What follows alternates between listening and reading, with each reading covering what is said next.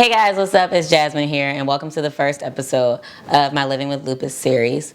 I thought it would be best to start out by giving you guys a little lesson on what lupus is before I just jump right into my experience or my backstory, because there's some terms I'm going to be using throughout the series or just things I'm going to be talking about that it would help if you knew more about what lupus is.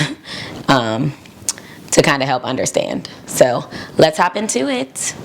First and foremost, lupus is an autoimmune disease. And an autoimmune disease is a condition in which the immune system mistakenly attacks itself. Now, naturally, our immune systems guard us against germs like bacteria and viruses. So when the body sees cells that don't belong there coming on in, they send some fighter cells to go, straighten it out. When you have an autoimmune disease, the body can't decipher who's real and who's fake, and so I'm just coming out swinging on everybody. That's basically what's going on with the immune system when you have an autoimmune disease. So basically your body is seeing some of those healthy parts like your joints or your skin as foreign invaders, and it releases proteins called autoantibodies that attack those healthy cells. Other common autoimmune diseases are things like rheumatoid arthritis, type 1 diabetes, inflammatory bowel disease, which I believe like diseases like Crohn's disease fall into those categories, Hashimoto's, Graves' disease, which are autoimmune disorders of the thyroid. There's over 80 different autoimmune diseases.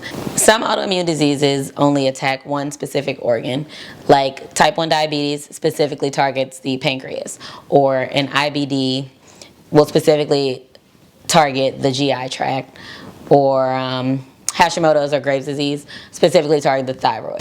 Lupus is set apart from those autoimmune diseases because it's an autoimmune disease that can attack any organ in the body. It knows no limits. It's like I'm just coming for everybody's neck, and it has no cut cards. So that's one of the reasons that lupus is so hard to treat and diagnose, because it's just bouncing wall to wall. Like, I'm just gonna get all up in there. With that being said, lupus is a chronic disorder, basically meaning that it can be treated, but it can't be cured. And I put that in quotations because I serve a different kind of God, and we're going to speak things into existence. There are 4 different types of lupus, the first one being neonatal lupus. Another type of lupus is drug-induced lupus. A third type of lupus is a cutaneous lupus, which is where the lupus is more restricted to the skin. So you might develop things like seborrheic dermatitis or psoriasis, or like just have like really, really crazy skin problems. That is known as a cutaneous lupus. And I'm saying that fast because I'm probably not pronouncing it right. The most severe type of lupus is systemic lupus erythematosus, commonly known as SLE. It is the most severe type of lupus. It can impact any part of the body. It basically targets the entire system, from head to toe, whole system. And SLE is the type of lupus that I have. So to break some of the stigmas or the myths or just like the misperceptions behind lupus and other autoimmune diseases, they are not contagious. Lupus is not contagious. I cannot touch you and give you lupus. I cannot cough on you and give you lupus. Just because I have lupus does not mean that my kids are going to have lupus. Just because I have lupus does not mean that others in my family have had lupus. It is literally unpredictable, which leads me to the next thing of it being unpredictable. Each situation with lupus is completely different. When your disease is highly active, it is known as a flare, and I believe that's the case for other autoimmune diseases as well. When your disease is highly active, when you're having a lot of complications or problems from it or with it, it is called a flare-up. And these flare-ups are very unpredictable. I can wake up having a flare, and then by 11 a.m., it's gone. I can wake up having a completely normal day, having fun. I can be laughing with my girls, eating, drinking, and then boom, flare. And then, day's canceled. No one case of lupus is the same. It affects everyone differently and in different ways. I know people that are my age with lupus who are living in a hospice, being fed through a feeding tube or can't walk. I know people who are my age with lupus who are perfectly fine and live a relatively normal life apart from taking medicine. They don't really have any flares. And then I know people who are flaring, sporadically, or go through like some really severe cases and then they have a couple good years and then they go through another severe case. That's my situation. So it impacts people differently, and so it's very difficult to have a targeted treatment plan for it because you don't know. You have to kind of learn how it affects you and then treat it that way. So lupus is more common in women, and it is most common in women between the ages of 15 and 44. Another fun fact, not a fun fact because it's not fun. Another fact about lupus is that women of color, specifically African American women, are 2 to 3 times more likely to be diagnosed or get lupus. So back to what I was saying about lupus being so difficult to treat or difficult to diagnose. It is known as the great imitator because it can look like so many other diseases. Basically, once you have lupus, you can develop all these other diseases in addition to it. So it's commonly mistaken for different diseases. It might camouflage itself as arthritis. It might camouflage itself as pneumonia, as a cold, as the flu. It might even camouflage itself as eczema. Some common symptoms of lupus are painful swollen joints, photosensitivity where you're sensitive to light, sensitive to sunlight. I know sometimes I go out in the heat and then I just feel like worn down and like fatigue. Extreme fatigue is another symptom of lupus. Anemia, Raynaud's syndrome, which is where the smaller arteries that help with blood flow react to being cold. And so what happens is the blood flow is cut off, which then restricts oxygen to areas like your fingertips or your tongue. And then those areas go numb, basically, and start turning colors. I know in the wintertime, sometimes that happens to my tongue, and my tongue will turn white and it's just numb. Yeah, so that's one of the symptoms of lupus, one of the symptoms that come with lupus. Pleurisy, which is inflammation of the lungs or like the chest,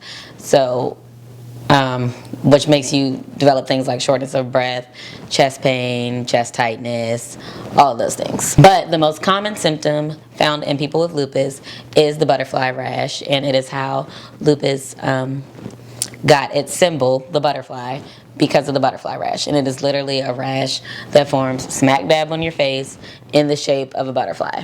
I, ironically, have never had the butterfly rash, but it is one of the most common symptoms of lupus. So all of this is probably making you think, how is lupus diagnosed? If it's this wild, if it's this crazy. One of the ways they assess the symptoms, if you have all those symptoms, you're checking off those boxes, they're gonna hop into doing the test. The test is not just one solid test, like, oh, take this test, you have lupus. It's not a single test.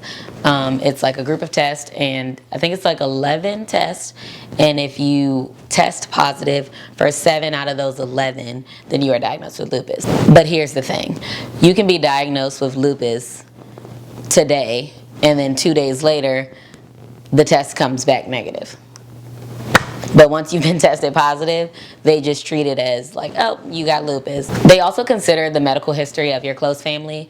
Autoimmune diseases are not all hereditary, but in some cases, an autoimmune disease, you might not have the same autoimmune disease as another family member, but because they have an autoimmune diseases may be present in your family. In my case, no one in our family has ever had lupus.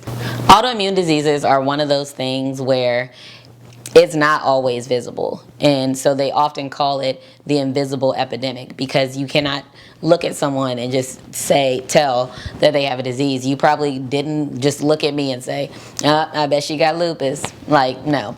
Because a lot of people don't even know what lupus is. I didn't know what lupus was when I was diagnosed. So like I said earlier, autoimmune diseases are different for everyone. But I can say that one of the most common things that I'm sure other people with autoimmune diseases can relate to is the statement that we often receive, which is, but you don't look sick. I look nothing like what I've been through or what I'm going through. So what the spoon theory is, it was developed by a college student named Christine Miserandino, and I'm probably chopping that name up, but yeah, I'll put her name right here. So this theory was developed by her to explain to her friend what it was like living with an autoimmune disease. And the spoon theory came from her being in their college cafeteria, and she basically made a metaphor out of an autoimmune disease using spoons in the cafeteria. So the spoons serve as like units of energy. Someone with a chronic illness has a supply, so to speak, of energy for the day. And so the spoons represented that. So taking those spoons, she took a handful of spoons, and for each thing she had to do, anything that used energy, any level of stress, any pain, you lose a spoon, you lose some energy. So she gave those spoons to her friend, and she walked her through her day-to-day thing. So like, I wake up in the morning, that's a spoon. I get dressed, get ready to go to work, that's a spoon. I go upstairs, eat breakfast, that's a spoon. I'm driving to work, traffic is stressing me out, that's a spoon. Hell, might as well take two, because you know, traffic done blew me out, got road rage, and by the time I get to work, I'm all tensed up. I'm at my desk like this, crunched up, doing work, that's a spoon. At this point, I'm down to like 4 more spoons. By the time I get through the work day, drive home, get in the house, I'm down to 1 spoon. And at that point, you just want to go to bed. So it's like you might have a list of things you want to do for the day, and you know, it's going smoothly at first, and then you just start losing spoons, that energy's gone. And I think that's one of the best ways to describe lupus. You guys can read more about it. I'll put a link in the description box, but that's one of the best ways to describe how it feels to live with an autoimmune disease. That's not, for me, that's not my everyday, because there are days where I feel completely normal, but there are, like when I'm having a flare or when my lupus is active, is when I experience just that. It's like hand me a little handful of spoons, and I'm just going, you know, pay my way through the day. I hope that I've been able to give you guys a little backstory on what lupus is. I'll get into more of the treatment side, like the pills and stuff, in a later video, but hopefully this has given you guys some good information to kind of get your brain in the right place to understand the rest of the videos in this series. If you guys have any questions that you want me to answer, I'm always ready and willing to answer them. So you can leave any questions in the comments down below, or you can DM me on Instagram at Jazmine Tiana. And thank you guys for watching. They gonna see it when they watch the video. You don't need to put that in there. You don't need to say that. Cut my test off. Oh wait, is my mic on? Yeah. You already cut it on. Oh, can you bring my water over here? Because I feel like I might want to be sipping on it while I'm recording. What? You trying between breaks?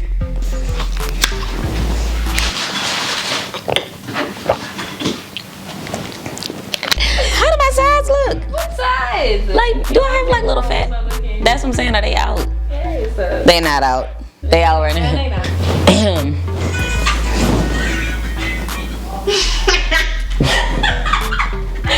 You gonna get out. That's what's gonna happen.